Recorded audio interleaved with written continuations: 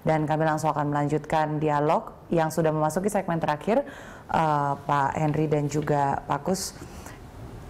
Dengan adanya bantuan dari sejumlah instansi yang tadi sudah kita bahas, ada 30 sekian penyelam dari Satkopaska, ditambah 40 lagi dari Basarnas.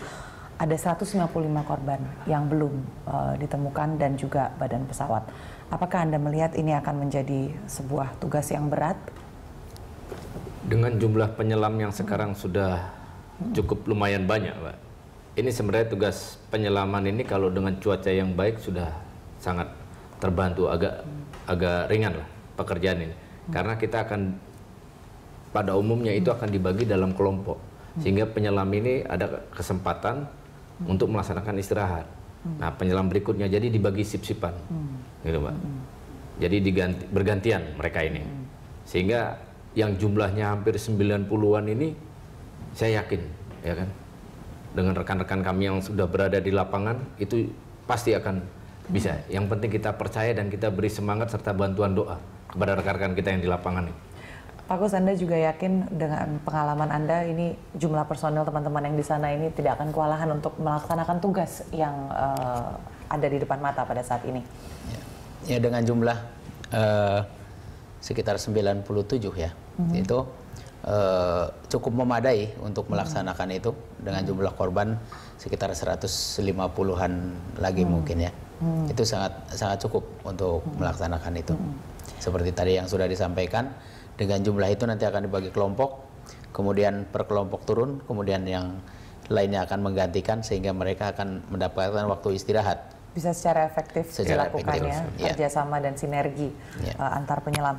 Pak Henry, ini kan ada beberapa hal nih yang harus dikerjakan di sini, ada evakuasi jenazah, KNKT juga pastinya ingin menemukan black box seperti itu, badan pesawat yang begitu besarnya juga nanti akan suatu saat harus dievakuasi seperti itu. Ini akan seperti apa nih fokus pencarian dan skala prioritas dari tim penyelam yang berada di sana? Pada intinya, ya, tim penyelam ini kodalnya itu adalah satu di bawah Basarnas, ya kan.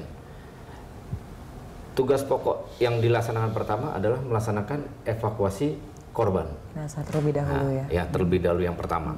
Setelah evakuasi korban, kemudian melaksanakan pencarian black box. Nah, kemudian baru badan pesawat atau keping-kepingan itu. Jadi yang terutama adalah evakuasi korban. Nah, kendali semua kodal, komando dan pengendaliannya semua ada di bawah Basarnas. Unsur TNI yang sudah perbantukan ke Basarnas, ini kendalinya adalah di bawah Basarnas semua, sehingga tidak ada tumpang tindih dalam hal pekerjaan. Semua satu perintah jalur komando, jadi jelas, Mbak. Tentunya ini kalau nantinya semua jenazah sudah dievakuasi ya, yang tidak kalah penting adalah black box ini ya. Iya, betul. Untuk kita bisa menarik pelajaran juga apa yang sebetulnya terjadi di detik-detik terakhir kokpit seperti itu. Pak Kus, berkaca dari pengalaman Anda, bagaimana proses pencarian black box ini? Anda kan juga pernah mengevakuasi beberapa kecelakaan pesawat seperti itu ya? Ya. Diharapkan pesawat ini kondisinya masih cukup baik di dalam, sehingga pencarian black box akan bisa terarah ke titik di mana ditempatkan black box itu di dalam pesawat, sehingga akan memudahkan untuk pencariannya. Namun demikian, kalau memang pesawat ini